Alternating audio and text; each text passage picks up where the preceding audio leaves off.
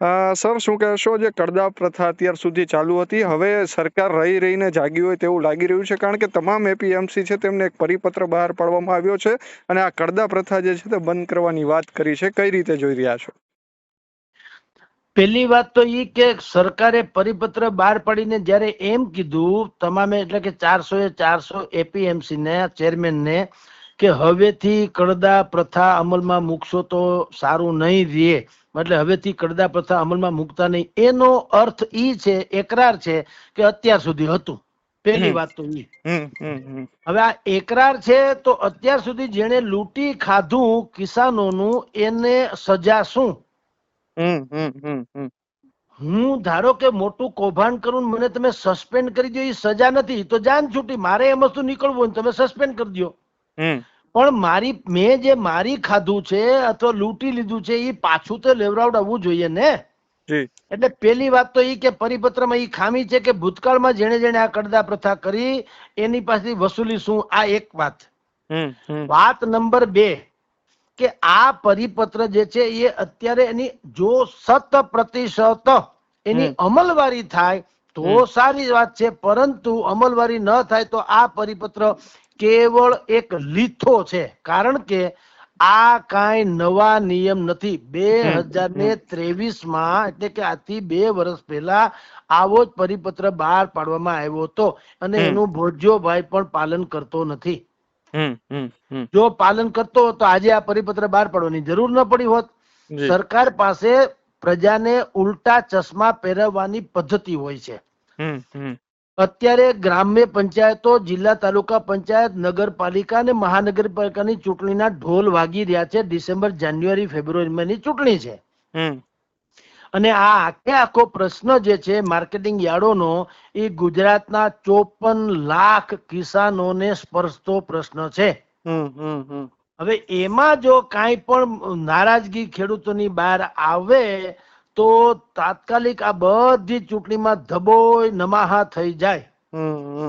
ધબોય નમાહા થઈ જાય તો હવે જે હમણાં જેણે જેણે શપથ લીધા મંત્રીમંડળના એની ક્ષમતા ઉપર પણ પ્રશ્નાર્થ ચિહ્ન લાગી જાય. એટલે અત્યારે જે પરિપત્ર બહાર પાડ્યો એ પોતાની ચામડી બચાવવા બહાર પાડ્યો હોય એવું વધારે પડતું લાગે છે.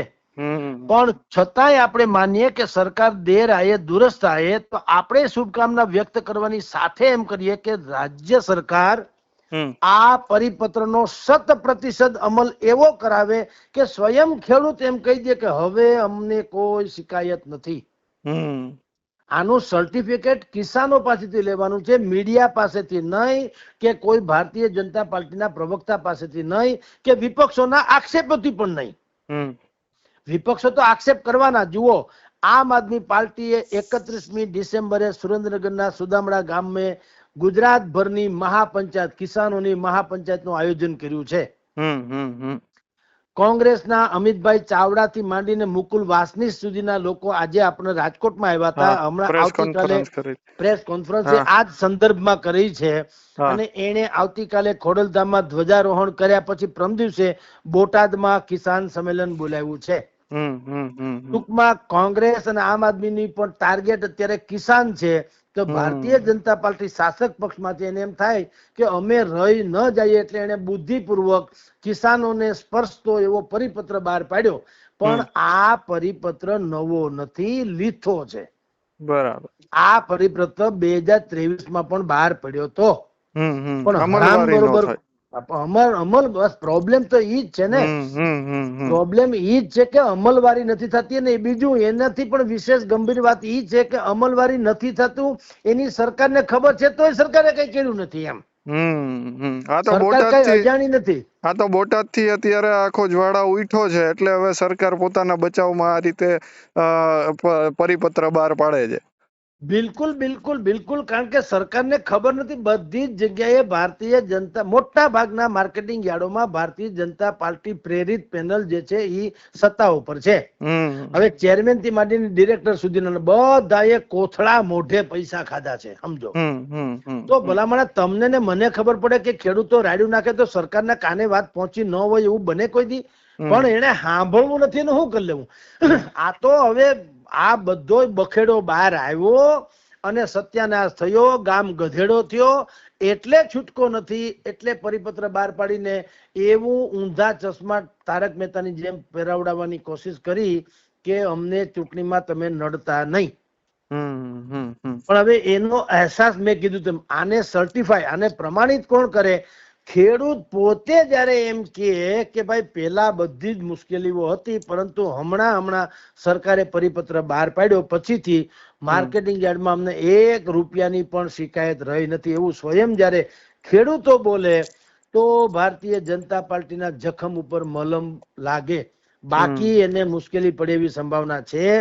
અને એનો લાભ ભારતીય જનતા પાર્ટી આ જે કુશાસન કે કુપ્રથા છે એનો લાભ કોંગ્રેસ અને આમ આદમી પાર્ટી બાકાયદા લેવા માટે થઈને ઝઝૂમી રહી છે. જી સર, લાગે છે આગામી દિવસોમાં આ પરિપત્રથી અમલવારી થાય તો એ હવે તો આગળ જોવાનું રહેશે, પરંતુ ભાજપ જે છે તે જે ખેડૂતો નારાજ થયા છે કરદા પ્રથાથી, જે બોટાદ કાંડમાં જે હળદળમાં જે ઘટનાઓ બની, પછી એ આમ આદમી પાર્ટી હોય કે કોંગ્રેસ, હવે બંને આ મુદ્દો લઈને અત્યારે પ્રજાની વચ્ચે ખેડૂતોના સંમેલનો બોલાવી રહી છે, તો લાગે છે આ પરિપત્રથી જે ખેડૂતો નારાજ થયા છે તેઓ ક્યાંક તેમને ફરી એક વખત ભાજપ તરફી લઈ આવી શકશે?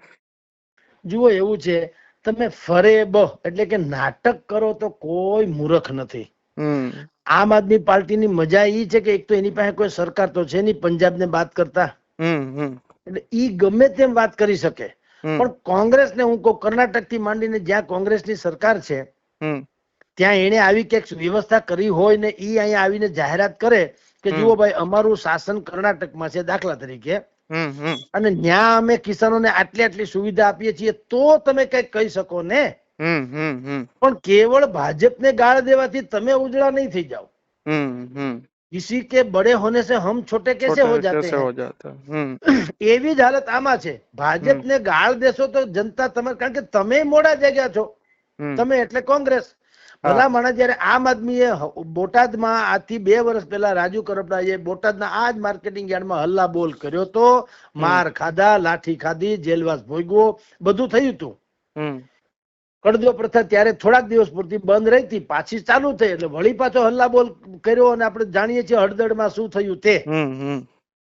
ત્યાં સુધી કોંગ્રેસે ક્યાંય એક લીટી પણ આ બાબતમાં, પાલ આંબલિયાને બાદ કરો, જે કિસાન કોંગ્રેસના નેતા છે, કોંગ્રેસના ઓછા ને કિસાનના વધુ, એવા પાલ આંબલિયાને બાદ કરો તો કોઈ નેતાએ નથી કીધું કે ભાઈ ભલે આમ આદમી પાર્ટીએ આનું નેતૃત્વ લીધું પણ મુદ્દો સાચો છે ને અમે એની સાથે છીએ, આવું બોલ્યા હોત તો?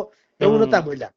હવે ચૂંટણી આવી ગઈ છે નજીકમાં, ગ્રામ્ય પંચાયત, તાલુકા પંચાયત, જિલ્લા પંચાયત, નગરપાલિકા અને મહાનગરપાલિકા. તો મહાનગર છોડો, પણ નગરપાલિકા સુધી તો ગ્રામ્ય શૈલીની વાતો છે. એટલે કોંગ્રેસ જાગે છે અને એ ત્યાં માણા ભેગું કરવું ને એ બધું હવે મેનેજેબલ છે, એટલે અહીંયા સભા કરશે બોટાદમાં. પણ જનતાના ગળે તમે ઈ વાત કોંગ્રેસ ઉતારી શકે એવી સંભાવના ઓછી છે કે અમે તમારા હમદર્દ છીએ, ને તો લોકો પૂછશે ને કે તો પેલા અમે માર ખાધો તમે ક્યાં ગયા? અને એ છોડો, 82 જણા ઉપર જે કેસ કબાડા થયા, તો કોંગ્રેસે કેમ એમ ન કીધું કે ભાઈ એ લોકોના માટે થઈને કોઈ વકીલ જોઈએ તો અમારી પાસે મનુ સંઘવી થી માંડીને બધા લોકો છે, અમે તમને વકીલની મદદ કરી દેશું, અમે તમારે બીજી કઈ મુશ્કેલી જામીન બામીન જોતા હોય તો એ અમે મદદ કરી, એવી કઈક પહેલ કરી હોત. ભલે ની આમ આદમી પાર્ટીએ લડ્યું, પણ તમે થોડીક મદદ કરી હોત તો ખેડૂતને લાગત કે આને અમારા પ્રત્યે થોડી સહાનુભૂતિ તો દાખવી છે. હવે તમે અત્યારે જયારે તીડના ટોળાની જેમ ઉતરવાના બોટાદમાં, તો બધાને ખબર પડે કે અમારે જે થાવું હતું તો થઈ ગયું, જેલમાં વયા ગયા, મારે ખાઈ લીધો, જામીન બામીનના વહીવટ જે આમ આદમી પાર્ટીના લોકો કરવાના છે એ કરો. તમે તો કેવળ મતનો પાક લણવા આવ્યા. તો જનતા મૂર્ખ થોડી છે, ભલે સાંભળી લે કદાચ, એ જુદી વાત છે. અટાણે હવે લોકોએ શું કર્યું છે, હવે મજાની વાત તમને કહું મયુરભાઈ, હવે રાજનીતિ, જે રાજકીય પક્ષોને લોકો એન્ટરટેનમેન્ટ તરીકે મીંડ્યા જોવા. ઈ બહુ મજાની વાત છે. જનતા બહુ સમજી ગઈ, પરિપક્વ છે, ને ખબર છે કોણ સાચું કોણ ખોટું. પણ એમ કે મોઢે શું કામ ખેવું? એટલે ભાઈ તમે તમારો ખેલ નાખો. જેમ બીજે ઠેકાણે આપણે જોઈએ ને, ગામમાં કઈ સારું કોઈ મનોરંજકની મંડળી આવતી તો આજે આનો વેહ કાઢે, કાલે ઓલાનો વેહ કાઢે, ભલે જોઈએ ને મજા કરીએ. એમ આમ આદમી શું કે છે એ જોઈ લ્યો, ભાજપ શું કે છે એ જોઈ લ્યો, કોંગ્રેસ કે છે એ જોઈ લ્યો, જે હોય તે કહી દો, બધાને જે કેવું હોય તો બધાનું જોઈ લ્યો, મજા આવે. આપણે જેમ દાણા બજાર થી માંડીને તમે દુનિયાની કોઈ પણ બજારમાં જાઓ, તમારે લેવું 3 વસ્તુ હોય, પણ જુઓ છો તમે 10. બધું જોવામાં શું વાંધો, એમાં ક્યાં પૈસા છે? એમ હવે કોંગ્રેસનો ખેલ જોશે, આમ આદમીનો ખેલ જોશે, ભાજપનો ખેલ જોશે. અંતે જનતા તો બુદ્ધિશાળી છે ને, અનાજ ખાય છે ને ધૂળ નથી ખાતી. એને ખબર પડી જશે ખરા અર્થમાં આપણા હમદર્દ કોણ છે. પણ ખેલ જોશે બધાનો, પણ બધાએ આવવું પડ્યું ખેડૂતોને ત્યાં મયુરભાઈ. એ જ મોટી જીતે છે અને કિસાનોની માટે એ જ મોટી હોપ, HOPE હોપ એટલે આશા ઈ પણ છે. જનતાએ જરાય કોઈની ભ્રમણામાં રહેવાની જરૂર નથી. જો ખેડૂતો પોતે સમજશે કે આપણો માલ પેદા કર્યો આપણે, એનો ભાવે અમે નક્કી કરીશું અને DTH એટલે ડાયરેક્ટ ટુ હોમ, ત્યાં આપણે માલ વેચશું. ઉત્પાદન ખેતરને દુકાન સમજે, ખેડૂત પોતાના વેપારી સમજે અને તમારા મારા જેવા ગ્રાહકો સુધી સીધો માલ પહોંચાડે. તો વચેટિયાની આખી જે ચેનલ જે છે, એજન્ટ થી માંડી, કમિશન એજન્ટ થી માંડી, લાયસન્સધારી વેપારી થી માંડી, હોલસેલર્સ થી માંડી, રિટેલર્સ થી માંડીને હાવ ફેરિયા સુધીના આ જેટલી વચેટિયાની આખી જે ચેનલ છે, એ ચેનલ ને બાદ કરી દે તો જ કિસાન મોજમાં આવી શકે એમ છે, તો જ એને પોષણક્ષમ બધું મળે એમ છે. એટલે અત્યારે બધા પક્ષો જે કરે તે જનતા એનો તાલ તાસીરો જોશે. જનતા એટલે ખેડૂતો, અને એને યોગ્ય લાગે એવો નિર્ણય કરશે. જી, ખૂબ ખૂબ આભાર સર, સ્વરાજ સાથે જોડાવા બદલ.